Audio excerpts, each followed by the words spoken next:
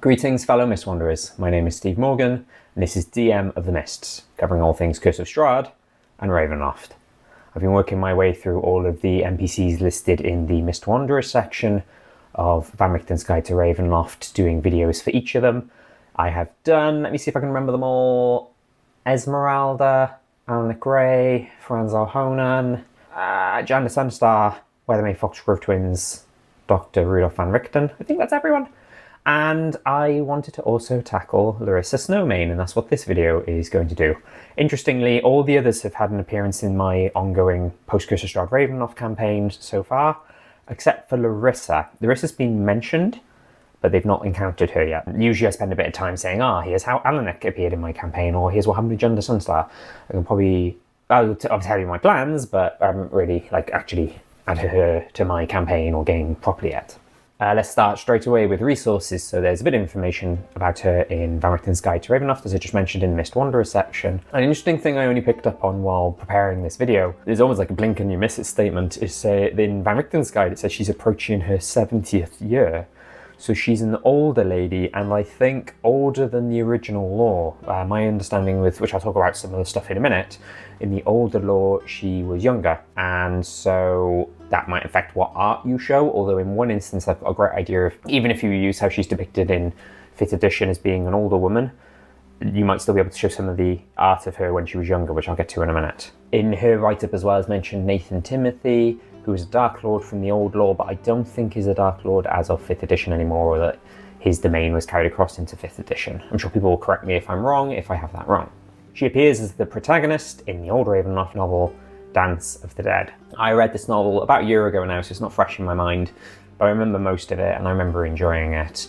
I don't think it was one of my favourites, but it was a good novel, and it's one of the ones by Christie Golden, and I think she wrote Vampire the Mists, and I think just all the ones she wrote were great. And that, I think, if you're including Larissa in your game, is, I wouldn't say it's required reading, but it'll help a lot. It really helps to give you an impression of her personality, and it essentially tells her backstory of what happened to her in the old lore, at least. There is a 2nd edition resource called Champions of the Mists. I've talked about this in a few videos now, because it talks about a fair few NPCs, including Gondogol, Alnwick Grey, and Larissa Snowmane. And it has some information about her paddleboat, riverboat, and what kind of items and magic she would cast and stuff like that, which I'll talk about later on when we get to those points. I also, and I'd come across this in the past, but came across it again while doing this video and doing the research for this video. There's a free resource on DM's Guild called Ravenloft Dances in the Mist, and it's entirely free. It's not even pay what you want free, it's just free, full stop. And the author includes a stat block for Larissa, information, and even a map of her boat. I'll talk about maps in a minute, but you might want to check that out as well. I'll include a link in the description. A quick lore overview, at least in terms of the novel and her backstory. She was on a riverboat before it became known as the River Dancer, and she claimed it for herself. It was piloted by her sort of adoptive father, the captain of the ship, and he was a cruel man, and he actually imprisoned and enslaved a bunch of sort of magical, mystical kind of monsters, which, spoiler alert for the novel, Larissa later frees. She is a singer and a dancer, and later on she learns druidic magic, but then she also encounters the Dark Lord of Sorange. They start off actually in Darkon, which is in 5th edition, and then she ends up in Sorange, which I think is in 5th edition, but it's just a tiny mention. It's one of the sort of domains later on that just gets a tiny bit of information. And she meets the Dark Lord, and the Dark Lord teaches her the Dance of the Dead. That's the name of the book. And she uses that and her newly acquired powers and magic to stop her evil adoptive father, who she later finds out is responsible for the death of her actual father as well, and puts a stop to him and then claims the boat for herself. And it doesn't just stop the captain, there's also a necromancer working on the ship as well, and basically turning the crew into zombies, and she has to defeat both of them while also trying to free people and all of that. It's a good book, like I said. Art for her, so there's art for her in Van Richten's Guide. It's just the one picture of her. She looks like she's singing at the front of the boat, and then there's zombies clinging onto the side, which is pretty cool. The Dance of the Dead cover would suffice as well, although that's obviously when she was younger. And the Champions of the Mists art I really like for her, which again, because it's second edition before fifth edition is when she's younger. I've thought of an idea of how you can still use this art even if you use the Van Richten's Guide version of her, which is maybe this is a portrait hung on the ship, because it does look like a portrait. It looks like she's posing for a portrait and stuff like that. So you could show your players both versions of the art and they see what she looks like now and she's approaching her 70th year or whatever it says, but then you can also show the art of when she was younger, and I think that could work really well. So it's just like a portrait hung somewhere on the ship. Her ship, the River Dancer. So there's information for it in Dance of the Dead and in Champions of the Mist. So it talks about its appearance, the number of decks, how big it is, and so on. However, as far as I'm aware, and I did ask this question on the Ravenloft subreddit, there isn't an official map for it. There is one in that Dances in the Mists DM's Guild resource I talked about. And I also found a couple online of ships that have theatres, because it's described as, I would see that as a kind of a minimum requirement, it has a theatre. And one of them is from, so there's a module by EN World, and it's called War of the Burning Sky, and there's apparently a theatre ship, but I think it's a flying ship as opposed to a ship on water, and the maps I've seen it looks like it's in the air rather than the sea, but that could be usable potentially. Otherwise, there's two map makers I really like. One's called Limthron, and one's called Tom Cartus, and they have essentially paddleboat, riverboat maps, and I think at least one of them, if not both, have variants where you have them empty, so you could put the furniture in yourself, and you could potentially have, because obviously their versions are kind of more general and they don't have a theatre, if you use the empty variant, you can then populate one of the rooms, the biggest room perhaps, with a bunch of chairs and say it's like a mini theatre or something like that. So that could be one way to go about it as well. In terms of role-playing her, I would lean in obviously what it talks about in Dance of the Dead and Champions of the Mists. And she's just a very sort of caring, sensitive, thoughtful woman is the sort of vibe I got from her. She cannot stand to see any creature in physical pain or mental anguish, so that feels very druidic, and she does learn sort of druidic magic at one point. That kind of thing where she's always wanting to help people, probably strikes me as neutral good, perhaps. Always wanting to help people and creatures, and, you know, hates it when people are abusive like her adoptive father and the captain of the ship used to be. And similar to Dr. Rudolph van Richten, she's knowledgeable of domains of dread. She has explored a lot of them. So I imagine she'd be kind of on par with his knowledge of the domains. So I kind of thought that Van Richten knows everything there is to know about the domains of dread. Other people, like his proteges, like Esmeralda and the Weathermay Foxgrove twins, might know not as much stuff, but know a fair bit. And then I kind of thought, oh, Larissa's probably on par with those guys. But no, she's probably on par with Van Richten, actually. Very wise, very knowledgeable, has travelled lots of them, where if there's a coast or rivers, a domain, she's probably been there. Her stat blocks. So Van Richten's Guide recommends Druid. The difficulty with the Druid stat blocks is Druid is quite weak, and then there's also an Archdruid stat block, which is quite strong. It's so you go one way or the other. And I guess it depends on where you are in the campaign. Like I'm playing at the moment with, you know, PCs who are like level 15. So a druid is not going to be much help to them, it's probably going to be a burden, but if they were low-level play, a druid makes sense and would be handy. But at this point in the story, an archdruid as an ally would make more sense. I was looking for an in-between one, and then funnily enough, that Dances in the Mists resource I mentioned had a challenge rating 9 version of Larissa, so that might be worth checking out. So the Champions of the Mists, bearing in mind it's not 5th edition, it's an older edition, has a list of potential spells she could have. And before I saw that, was kind of researching the kind of spells she would have. And I narrowed it down to all the allowable druid spells that are necromancy spells. So a druid can cast a necromancy spell. And that list is Blight, Contagion, Feign Death, Poison Spray, Revivify, Spare the Dying, and Wither and Bloom, which I think is a Strixhaven spell. You know, and then mix that in with regular druid spells, I think would work really well, because she's a druid, but with that necromancy element, thanks to Anton Mizori, the Dark Lord of Sorange, if you're leaning into her backstory. An idea that I had as well is give her wild shape if the stat block you're using doesn't give her wild shape. One cool thing she could do is maybe she wild shapes into undead beasts. So warhorse skeleton instead of just a regular horse, something like that.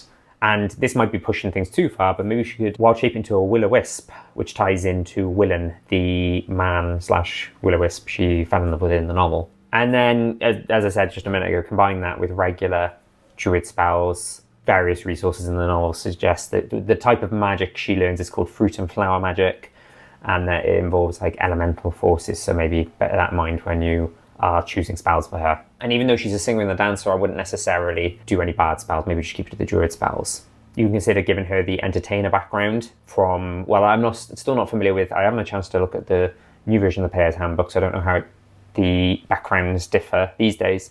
But in the original 2014 rules, there is a entertainer background, and its feature is by popular demand, where you can kind of get an audience and perform, and people want to see you perform and things like that. It makes a lot of sense for her to have something like that. One of the things I read said that she can identify plants and animals with perfect accuracy, pass through overgrown areas without leaving a trail, and gains a +2 bonus on all saving throws against fire or electrical attacks. So maybe no roll needed instead of a nature check for identifying plants and animals, and maybe give her like an ability where she can move, like pass without trace the spell, but without having to like necessarily actually have to cast the spell. It's just kind of like this turned on ability, because that spell means you can kind of go through places without leaving a trail, and that kind of fits well with that. A really interesting point that I read, and this was in Champions of the Mists, is that she tries her best to avoid combat. So combat is the last resort. It's the sort of defend yourself. In the flight or fight response, she'll go for flight every time unless she's got no choice but to fight back. And I imagine using Dance of the Dead as well would be a absolute last resort, because there's potential collateral damage. Dance of the Dead, spell/ability, there's information for it in Champions of the Mists. It's got a 150-foot range, and I should mention as well, she uses it in the novel. And so you can actually sort of see it played out. But there's rules, sort of in-game rules for it in Champions of the Mists, albeit an earlier edition. Creates an invisible barrier around her with a 50-yard radius. I think that works out to 150 feet. No mindless undead creature can enter the area of effect. Self-willed undead must make a successful saving throw versus spell to enter the area. Any undead creature already within the area cannot move as per the Hold Undead spell. I don't know if there's a Hold Undead spell equivalent in 5th edition. Living beings caught within the radius must make a saving throw versus spell or look upon this horrifying dance and immediately perish. Anyone who dies in this manner becomes a zombie under Larissa's control. And it says as well, if you're using the rules from the Requiem box, the Dungeon Master may allow player character slain by this spell to continue play as undead heroes. And this makes me think of the Reborn lineage in Van Richten's guide. Perhaps if a PC is caught in this, it's not their dead, game over, because that would kind of suck. But maybe they are killed but can still play, but they are now reborn. They are dead, but they are still playable characters. Could be a way to go about it. And we'll drop the whole thing about how Larissa's got control over them. Maybe she has control over them, but she doesn't choose to willingly control them or relinquishes control or whatever. It does say only people who witness it are affected. So it'd be interesting to know if sort of, say, somebody's blinded or deafened, or they choose willingly not to look, or they cover their ears. If that would affect things, that might be something that's homebrew or rule of cool. A bit like what they say with like a Medusa, if you choose not to look at it, you can avoid its attacks. Items. So I think this was in Champions of the Mists. It says she has a magic whip, and I think it's needed for the Dance of the Dead ability. Out of combat, or when it's not properly in use, it just looks like a regular leather riding crop. But when she uses it, it like turns into like a snake, which is awesome. That's so cool, like a whip snake. There was a thing about how there's a saving throw. If she hits someone with it, they have to roll a saving throw, and if they fail the saving throw, they die instantly. That is, you know, maybe I'm being a bit too soft here, but that seems brutal to me. If it were me, I'd probably change that to drop to 0 hit points instead of insta-kill, and then at least they got a chance to sort of be on death saving throws and be revived and stuff like that. That's still pretty brutal. Even just that is pretty brutal. But it doesn't affect the undead. The Eye is an amulet that grants invisibility. Don't know why this would correspond with a 5th edition item, otherwise, unless it's something like the Ring of Invisibility. But thinking to the Honor Among Thieves D&D movie, I think one of the characters in that had an amulet or some sort of thing that allowed her to just go invisible on a whim. So probably compare it to something like that.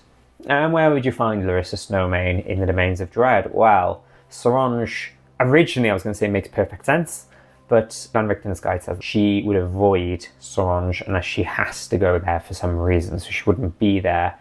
If they went to Sorange before meeting her, they'd probably hear stories about her there, but they wouldn't see her there unless she had to travel there for some reason or got stuck there or something like that. You could have it that maybe the mists take her there and she's got no choice but to go back and revisit that place. It said in the beginning of Dance of the Dead that they visit Darkon near Neverchar Springs, which if you look at the Darkon map is sort of northeast. So maybe she's on the coast of Darkon. Could be a good place to put her. The Sea of Sorrows, maybe? I think I did read somewhere that riverboats aren't very good on sea.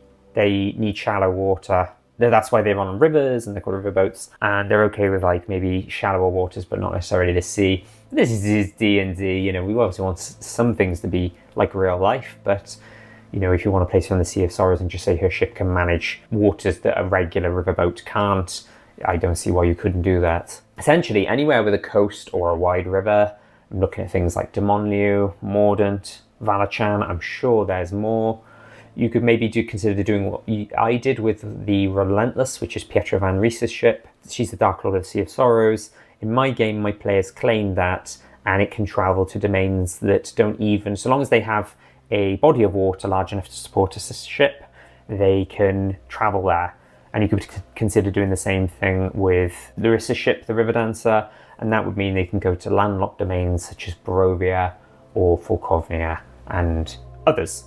You know, it doesn't have to necessarily be a river or a sea, because that would obviously limit and restrict the places it can go. So in my campaign, like I mentioned near the beginning of this video, I've not properly introduced her yet, but she has been mentioned.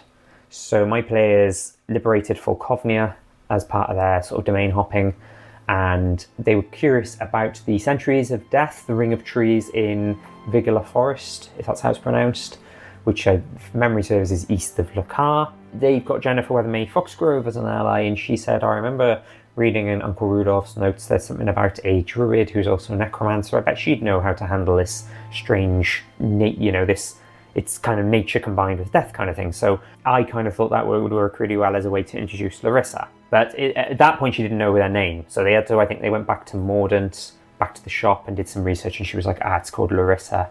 No, I just remembered what I actually did was I had 2 players, and then I had more for Curse of Strahd, then a few people moved away and stuff like that, so then I only had 2 players for the first part of my ongoing Ravenloft campaign. Then a 3rd player joined, and I gave her the backstory of, she was someone who was in Curse of Strahd, left for a bit and then came back, so it was a returning PC, if you will. And after defeating Strahd, she went back to the Sword Coast in Faerun, and she had to go back to the Domains of Dread and rescue her brother from Cartacus, which is a nice way to name drop Cartacus. And then she said that she was rescued by Larissa Snowmane. So then it was a great way to introduce not only another domain they can go to in the future, but another NPC they might meet. And that's how they found out. She was like, oh, it was some sort of druid necromancer, and Jennifer's like, oh, that's probably the one I was thinking of and talking about. So that's how they found out about Larissa. But Larissa, I haven't actually put in my game beyond that. I've been struggling to think of a good place to put her. We have, what do we have coming up? We have Haslan, potentially another visit to Mordant, the Shadowlands, and then Darkon for the end game, at least. And I want to say there's 1 or 2 other places I've forgotten. But hopefully at some point I'll get an idea where I'll think, oh, this will be a good place to insert Larissa. If you guys have any ideas for me, please drop a comment letting me know, because that would help me out massively. And I'd love to discuss it and chat about it. Anyway, adventure ideas, there's a few in Van Richten's guide. There's the Vigila Forest in Falkovnia idea I mentioned. Perhaps there's a need to go back to Sorange and face Anton Missouri once and for all. That could be quite cool. There's a few ideas in Champions of the Mists, PCs hired as guards, for example. If you've got a bard PC, that could be a really good tie-in because of the sort of the River Dancer being a sort of, you know, theatre ship, that kind of thing. There's quite a few things you can play with there. I haven't got a million ideas, but there's a few things you could sort of dabble with there, I think. And that's it for this one. So I think at that point I covered pretty much all the Mist Wanderers except for maybe the Caller. I've got nothing for the Caller. I did mention the Caller in my campaign diary part 2, when my players went back to the carnival and saw us all day again, and she mentioned the Caller. But beyond that, I have nothing, so I don't know if I'll do a video on him. But I'm also going to do videos for Gondogal and maybe a couple of other people who aren't in the Mist Wanderers section, but they're famous Ravenloft NPCs, or they're mentioned elsewhere. For example, Gondogal is brief mention in Falkovnia in 5th edition. But yes, there should be some more of those. My next Ravenloft video is likely to be how I ran Tovag, because as I record this, we're just finishing that up. And then we'll see what there is in the future. I've got a few ideas. I don't have my notes to hand at the moment, but please subscribe if you haven't already to see what I put out, whether it's Curse of Strahd or Ravenloft or both, that you can see in the future. Thank you, Mist Wanderers.